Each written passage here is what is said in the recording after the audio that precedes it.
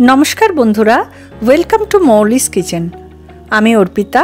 आज आमी आपनादेर धनिया चिकेन तैरी करे देखाबो। एटा चिकेनेर अत्यंत सुस्वादु एकटा डिश एबं खूब ताड़ाताड़ी एटा तैरी करे नेওয়া যায়।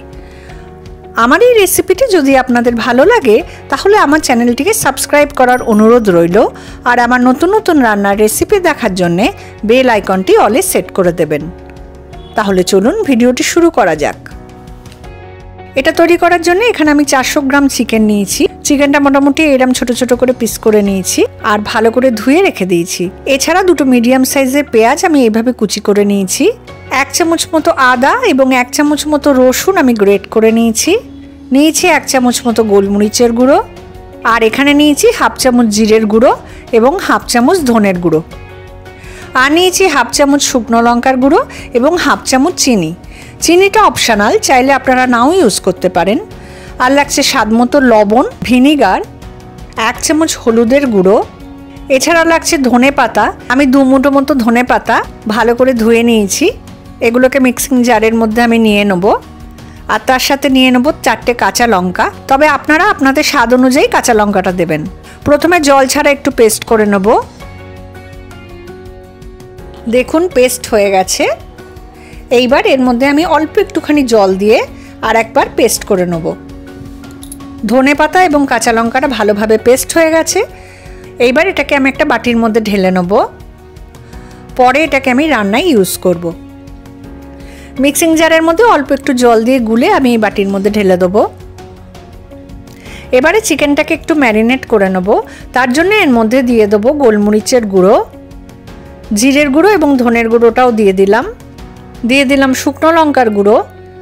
এখানে আমি হাফ চামচ শুকনো লঙ্কার গুঁড়ো নিয়েছি, আপনারা চাইলে একটু বেশিও দিতে পারেন। দিয়ে দেবো স্বাদ অনুযায়ী লবণ। 1 চামচ মতো ভিনিগার দিলাম। আপনাদের কাছে ভিনিগার না থাকলে আপনারা এর বদলে লেবুর রসও ইউজ করতে পারেন।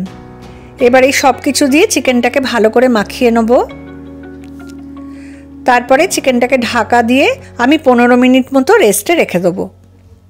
15 মিনিট হয়ে গেছে। এবার আমি রান্নাটা শুরু করব। আর এটা আমি সাদা তেলে বানাবো, সেই জন্য কড়াইয়ে দিয়ে দিলাম পরিমাণ মতো সাদা তেল। তেলটা গরম হয়ে গেলে এর মধ্যে প্রথমে আদা এবং রসুনটা দিয়ে দেবো।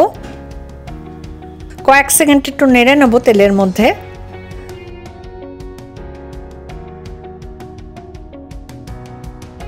তারপরে এর মধ্যে দিয়ে দেবো পেঁয়াজ কুচি। পেঁয়াজ কুচিটা একটু লাল লাল করে ভেজে নেব। এর মধ্যে চিনিটা দিয়ে দিলাম।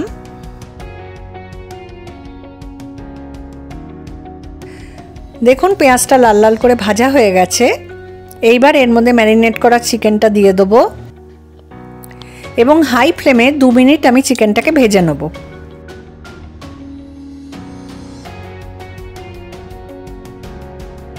দু মিনিট মতো আমি ভেজে নিয়েছি। এইবার এর মধ্যে আমি হলুদের গুঁড়োটা দিয়ে দিলাম। আপনারা চাইলে যখন চিকেনটা ম্যারিনেট করবেন তখনও হলুদের গুঁড়োটা দিয়ে দিতে পারেন। দিয়ে দেবো স্বাদ অনুযায়ী লবণ। তবে লবণটা বুঝে দেবেন, কারণ আমি ম্যারিনেট করার সময় চিকেনের মধ্যে অল্প একটু লবণ দিয়েছিলাম। এইবার চিকেনটাকে ভালো করে একটু কষিয়ে নেব। 5 মিনিট মতো আমি কষিয়ে নিয়েছি। দেখুন একটু তেলও ছেড়ে দিয়েছে। এইবার আমি গ্যাসটাকে কমিয়ে কড়াইটাকে ঢাকা দিয়ে 5 মিনিট একটু হতে দেবো। এতে চিকেন থেকে জল বেরিয়ে যাবে এবং চিকেনটা কিছুটা সেদ্ধও হয়ে যাবে। 5 মিনিট হয়ে গেছে। এইবার আমি এর মধ্যে ধনে পাতা এবং কাঁচা লঙ্কা যেটা মিক্সিতে বেটে রেখেছিলাম সেইটা দিয়ে দেবো।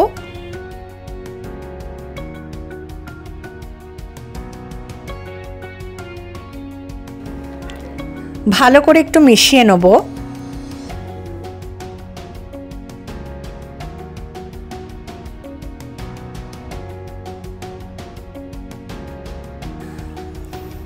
বাটিটার মধ্যে সামান্য একটু জল দিয়ে গুলে আমি এর মধ্যে দিয়ে দেবো।